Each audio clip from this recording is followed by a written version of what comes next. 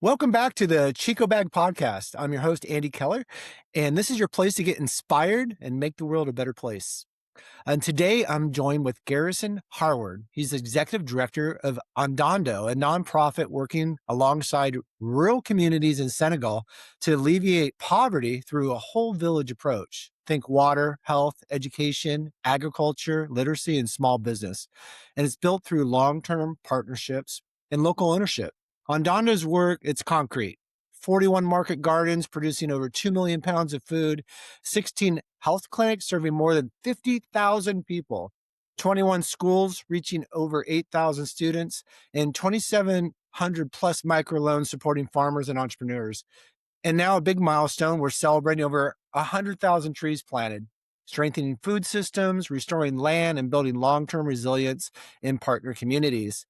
So this isn't short-term aid, it's generational change built with communities, not for them. So Garrison, welcome to the show.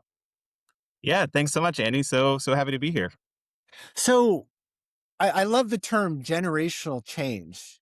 Yeah, You hear the term like generational wealth, and that's so important. Some people are in a situation where it's just really hard to get out of where they're at, right? And so yeah, you're setting up um just a whole wealth of ecosystem. I don't even know what you call it. So you call it the whole village strategy, right? yeah, So yeah, tell me a little bit more about what that means in real terms. yeah, for sure. Um, I think you have it right. When you're looking at creating a generational shift, it's going to be more than just one project because the things that are holding people back and that are keeping people stuck in their current situations, it might be, three or four different pretty big base elements of their financial security, of their food security, their medical security.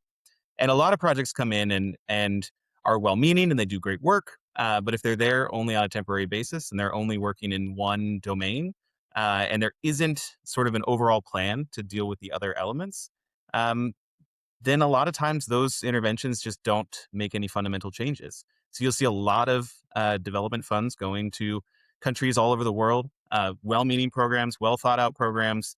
But if there's a gap, if there's still a remaining need that isn't met, a lot of times people don't advance. So what are with the whole village, it's water, health, education, agriculture, literacy, small business, right? Yeah, Those are the pillars that you're operating within. And so what you're yeah, saying is if one of those or a couple of those are missing, the whole thing isn't sustainable. yeah, pretty much. So, I mean, for example, we often start with water. It's a pretty foundational need for folks. If you don't have clean water, if you're spending most of your day just getting water, you really don't have very many opportunities to do much else in your life. Um, but once you have water, that might mean okay, great. You have water. Now you have free time. But if you don't have anybody who's providing any access to capital, for example, you're not going to fundamentally be able to change your economic situation. If you don't have space or a fenced location or a solar pump to be able to get that water onto the ground for irrigation, then you're not likely to be able to change your food security situation. You're not really able to start your own garden or improve your field crops in the rainy season without that economic stimulus and the ability to purchase your inputs when you might want to purchase them or have your own equipment so that you don't have to borrow from neighbors and start your season late. And then if you have all of that, if there aren't any schools in the area, then your children aren't likely to be able to pursue a different set of choices than were available to you. So you look at a lot of areas. Parents are well-meaning. Parents want to send their kids to school. They'll sacrifice a tremendous amount of their own cash flow in order to be able to send their kids really far to places where they can get educated. And those families that are able to do that, maybe they have uh, relatives in the regional capital or in the capital Dakar, and they can send their kids and they have the means to be able to support them to study from a pretty long distance. Those folks end up advancing, whereas their neighbors who don't have that opportunity, people are still stuck in just subsistence farming, and that's great. There's nothing against farming, but uh, that type of subsistence farming without access to business skills, without access to capital, without access to modern farming techniques or farming equipment is often a really difficult life. And it's what people want to break out of. It's what they want their children to be able to avoid, is having to have that same hard life. So you talk about, aid versus ownership. Yeah. So tell me a little bit more about your thinking in that realm. Yeah, for sure. Um, Aid, I mean, these terms are kind of interchangeable. A lot of people have different definitions. Um, there's a lot of short-term aid. There's emergency aid that has to do with natural disasters or environmental crises, failed harvests if there's a rainy season where there's really no rain, and people have their harvest failed, and that sort of short-term aid, that sort of emergency food supply stuff is really necessary. So that's there's a time and a place for each kind of aid, and that really works in the short term for those emergency situations. But over the long term, if programs are not well designed, if programs are not owned by the people that are using them, and if they're not integrated into local development plans and coordinated with local government, local ministries, all the people that are going to be able to support the success of a program over the long term, then they tend to not succeed. So you can invest a lot of money building a lot of things. People tend to want to build quickly. You could, get funding and put in 100 different wells and put in 100 different gardens and give a bunch of capital for farming equipment. But if that's not put into the ecosystem of support that's needed to maintain it, then over time, it ends up being just a really big short term economic gain that's going to help some people. And some people are going to be able to take advantage of that and capitalize on it. But a lot of people aren't. A lot of people, you know, people have different skills and people have different abilities to self organize. And a little boost economically to an area like that is helpful.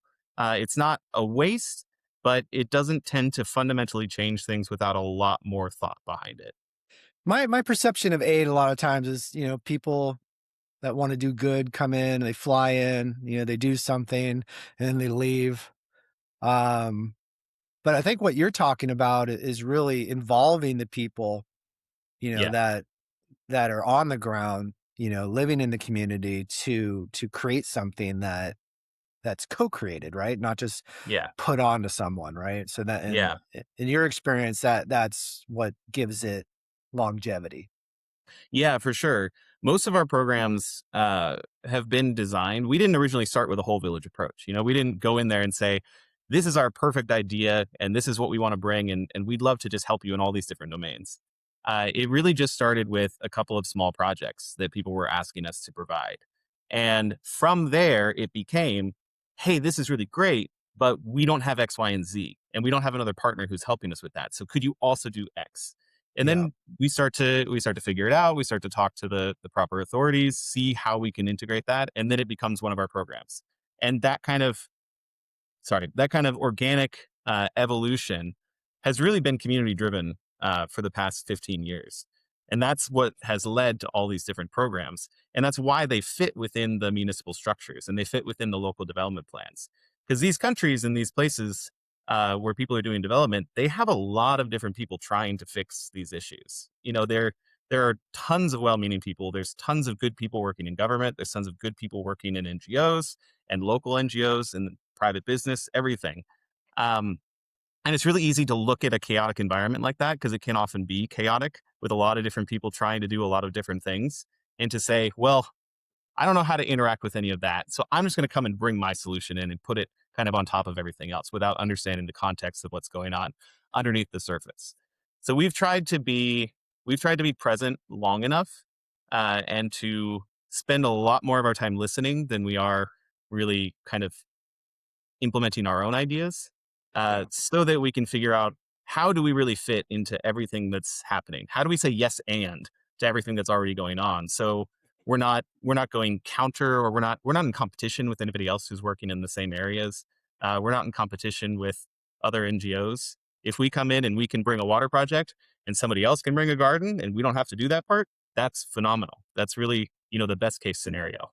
And you said 15 years. Is that how long your organization's been working? Yeah, we a little bit longer. We've been 15 years pretty much in our current structure in Mhm. what we've been doing. But we originally we were founded by a family in Oregon, the Kikers, Kevin and Fiona Kiker, and they had a personal relationship with Senegal, and they started building relationships and visiting people's families out in their villages. And from there, you start to see needs and you start to think, well, we have a little bit of means. We have means to access fundraising capabilities in America. So what can we do? And so they started doing small projects. But it's been about 15 years since we've been an official 501(c)(3) and doing this assortment of all sorts of different interventions. So, I mean, you've done a lot in 15 years, 41 market gardens producing 2 million pounds of food. I mean, that's Yeah. phenomenal. What have you learned about what makes a garden program succeed long term? Yeah. I think the biggest thing we've learned is flexibility. These are group projects, and if anybody has ever been in a group project, the dynamics are unique. Every group is different, and what works for one doesn't necessarily work for another. And back to that idea of ownership, if the only way that these gardens succeed, the only way that any of these projects succeed, is if people really are taking them and running with them. These are not Ondando's projects. We talk about them, for our advertising. Andando has done 41 gardens, but really, Andando has partnered with 41 communities that have established gardens. And I like to tell communities, because we come in and people are very thankful. What we're bringing is a level of financial investment that they're not capable of doing at that time. But I like to tell them, by the time you're done, this garden's going to last decades. It could be, we have some gardens that are 15 years old now and still in operation. And what they're going to be able to produce economically, it repays the investment many-fold over. Um, so yeah, I think the most crucial thing is that we treat each garden as a unique situation and we treat each community as a unique community. We have obviously a structure. You can't really implement something without your basic project plan, your basic initial implementation. But after that initial implementation phase, we really let the women take it and make any sort of changes that they want, because it really is their garden. It's their Yeah. resource and it's their investment of time and energy. Um, so yeah, looking at the different gardens over the years, we've had some that have decided to pretty much fundamentally change their group structure, their organization, their leadership. They've decided to change how they do savings. Some gardens like to contribute based on um, a certain percentage of their sales. Some gardens think that they don't want to necessarily, if you're doing better, they don't want to contribute more because they feel like, well, I shouldn't have to pay more for the garden than somebody else who's not working as hard. Just because I work hard and I have more profit doesn't mean I should have to pay more. And we say, okay, that's fine. We came in initially with that first idea, but if you guys want to take it and you want to have a fixed contribution model so that you have enough money for your pump maintenance and all that, then that's totally fine. So it's really been the local ownership, I think, that's the key, and allowing people to modify things and also being present for long enough that we're able to steward people through these changes without having um, sort of gaps where people kind of can stumble and fall and then get discouraged. Now, I know you're talking about, well, I mentioned in the intro about the microloans. Mhm. As an entrepreneur myself, I love the idea of, empowering people to start their own businesses. And what kind of projects are notable that you like to talk about as far as the microloans and what's come out of it? A lot of them are farmers. The Hmm. vast majority of our microloan recipients are farmers. And sometimes it's as simple as somebody is able to buy a cedar for the first time.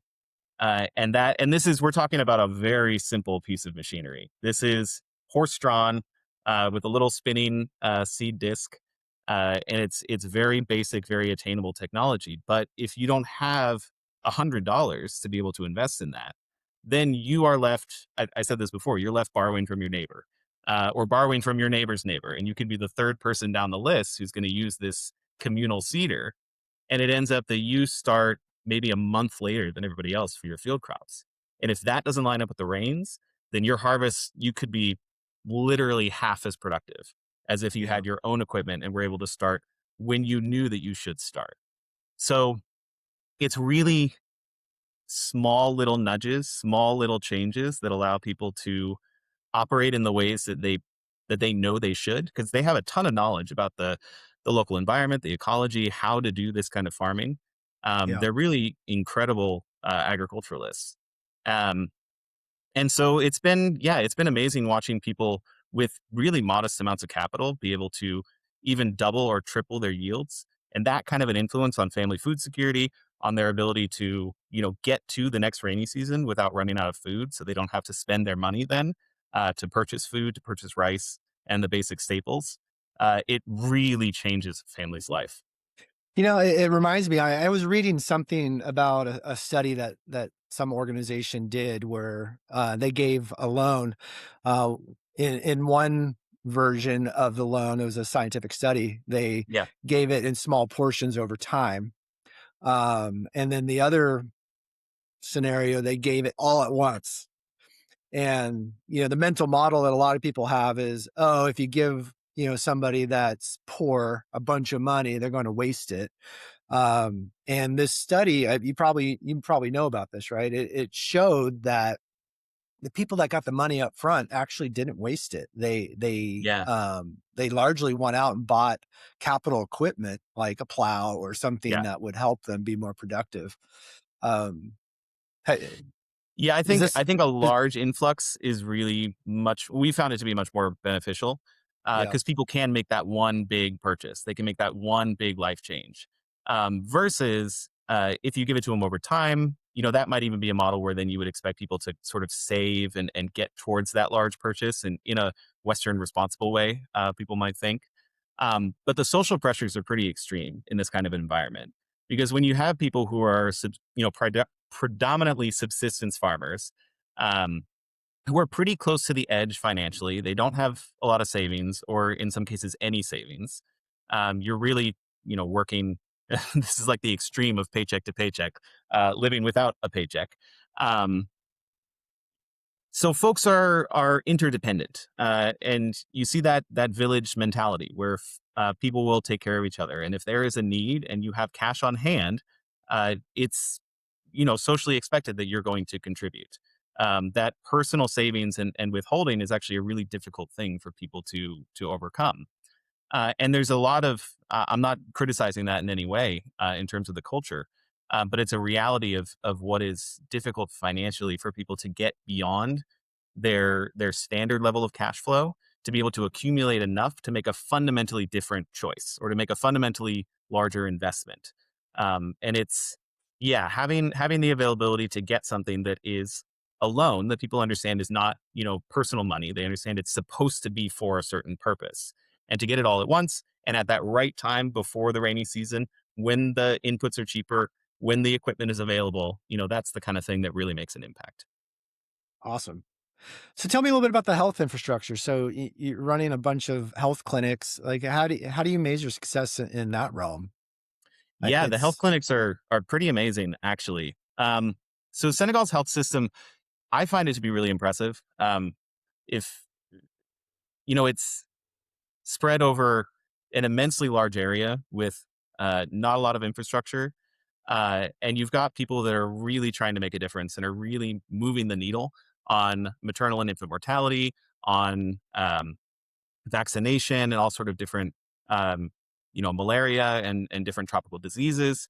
And so I think it's really an area where our investment is able to make a huge difference and is able to really capitalize on the good work that's already happening in this area, and the tremendous leadership that exists in Senegal in terms of improving health. So what we do primarily, the first thing that was asked of us is just infrastructure. They said, we have these remote communities that you're starting to partner with, and they don't have anywhere that women can give birth with electricity or running water. And they're far from from other hospitals, from larger health clinics. They have local midwives who are operating, who are helping women to give birth, but they just don't have the basic resources. So you end up with poor outcomes. You end up with higher mortality and higher complications um, than they know how to prevent, really, if they have the resources. So the first thing was just constructing rural health clinics um, that have running water, and that are a little bit larger and a little bit more well equipped than what people would typically have in those rural areas. It gets very complicated. There's a whole health structure with different types of interventions and different types of care that are available at each level. And what we're operating at in the most rural areas, they call it a case de santé. which some people call a health hut, which was supposed to be the most basic level of care. It's a place where people can go where there's trained staff, there's some resources, and it's the first intake where then people would be able to be put into the medical system and referred or treated as appropriate. But those systems that were built, a lot of them through USAID and other programs, were really very minimal. They were working one room, a lot of them without running water, a lot of them without electricity. So you're talking about saying, "Hey, we built you a health clinic, but it's really just a one room shack," and Yeah. it's a place where they can do these health services and where they can conduct vaccination days for people, doctors that would come through, but really not adequate. So we started working with the health ministry and saying, okay, this model is okay. You're starting to build the network of infrastructure in rural areas, which is great. But what if our sort of per location costs went up, and we could actually provide something that has, a delivery room and a recovery room and private bathrooms in each with showers? And what if we could also have an office and a pharmacy? Um, and would that be the first conversation was, would that be appropriate if we were able to build something that was a little bit improved? Would that fit culturally? Would that fit within the medical system? And it turned out that everybody was really enthusiastic about it. They said, it wasn't necessarily that we didn't want to have a better facility. It was that this initial program was trying to take a certain limited budget and spread it across too large of an area. And you end up with, a lot of inadequate health huts spread across a large area that are largely not used. Um, so I think the fact that we sort of took our time with it and Hmm. really didn't come in with a preconceived notion about what that sort of intervention was supposed to be or what the model of a health hut is supposed to be, and said, okay, well, what's the actual need? And then talked with the doctors and talked with the nurses and talked with the midwives and said, well, what do you really need to provide adequate care to the level that you want to? And so that ended up, yeah, now we have a facility that probably costs three times what it costs to build the small one room huts. But I think we've had 1,000 babies, 1,000 healthy babies born now in our health clinics, which is amazing. Yeah. So the money actually, the cost per, impact is quite a bit lower, when you think about Yes. the volume of people going through a more expensive Yeah. clinic. That's pretty cool. So, I mean, what I'm learning here is I think something that anyone listening to this podcast could apply wherever they're trying to make generational change. Is the first thing I'm hearing is listen. Yeah. Ask questions. Don't assume what you think is right is going to work in some place that you don't fully understand. Yeah.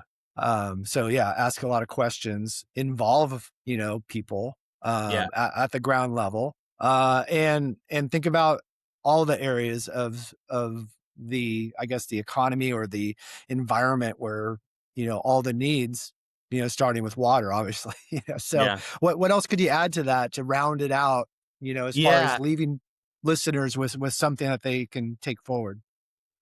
Um, I would say, unfortunately, change takes time. Mhm. There's a level of impatience that I think we all have to see things improve in the world. There's a level of eagerness and, um, yeah, I guess impatience to see things get better because it is difficult to look at some of the situations and a lot of times, especially from a Western perspective, it's easy to say, "Hey, that's not that hard." Like we're talking about we just did a borehole well up in northern Senegal, and it's 150 meters deep, so about what is that? About 400 feet, something more than that, Mhm. uh, and through mostly sand and a little bit of limestone. And that was something that this community had literally been trying to get for 35 years. Wow. 35 years they've been wanting to have access to water. They know the water's there. There's a huge aquifer under northern Senegal. Um, and they've been uh, sort of stuck in this situation because they didn't have a basic level of infrastructure that we take for granted. What we drilled is pretty much a single family's investment for a well. I live in Vermont. I live up on a mountainside, and people routinely will drill through solid rock for much deeper just for a single family home. to have a well. Um, so I think it is amazing, the sort of simple nature of a lot of the problems that we encounter and how solvable they really are. If there's just, you know, some more money, some more people who are willing to invest, um, and achieve those simple base needs. But the problem is that mindset uh, is sort of, I don't want to say naive. It's the first step. Achieving the infrastructure and implementing the project is in many ways the easiest part of what we do. Um, all of that is, we get bids, we hire contractors, we follow up on the work, we get it installed, we report back on it, and that's it. That's really straightforward. We've done it for years and years and years. Um, the hard part is, how do you do the proper community facilitation ahead of time to make sure that what you're installing really aligns with their needs? And then how do you get people to buy into it? And then how do you keep it maintained over time? Because everything breaks, everything that we install is going to wear out. And if you can't maintain it over the long term, then what started out as a well-meaning intervention turns into a temporary solution. And then people are back in the same situation, trying to get somebody to reinvest in them, which is often harder than getting the first investment. Yeah. People want to put in the new well, right? Not fix Yeah. the broken one. Yeah. So I think a um, key part of our success is also that we stick around. These things take time. They take longer than people think. yeah. And the follow up and the monitoring and evaluation, all of the things that are not so exciting, are really crucial to the process. So, as disappointing as it is, a lot of these problems are very solvable, Yeah. but they also take an incredible level of diligence in the implementation and in the long term care for these projects. It's like anything, right? Yeah, It's like, yes, the plan and the follow up and the long term vision and making sure you have the durability of your system, right? So yeah, that's where the generational change comes in. Will yeah, my kids or my kids' kids be able to maintain this thing that I've created, yeah. um, without being burdened? So if people want to learn a little bit more about your organization or get involved, where can they go? Sure. Yeah, our website is www.andando.org. That's ANDANDO.org. And we've got lots of great resources there. We've got even documents on our different project plans and all kinds of stuff like that. If people are nerdy and want the nitty gritty details, we've also got a great video. We just won an award this past year. We won the .org Impact Award in the Hunger and Poverty category. And as part of that award, they sent a film team to Senegal to film a little mini documentary about us. So that's up on our website now, which is a great sort of little overview, 2-minute overview of what we do. And then we also have a newsletter. You can sign up for that on our website, and a blog. And we're always, we're doing a mix of project overviews and updates on our work, as well as sort of some of this deeper thinking into the development process and how do we make a more sustainable impact over time, and then everything, staff profiles and spotlights and things like that. So it's a lot of fun. Awesome. Well, thank you so much for sharing. I know a lot of people, everyone listening, can learn a lot from your experience and the change you're making in the world. And thank you so much for making an impact. Yeah, thank you so much for having me. It's been a great time.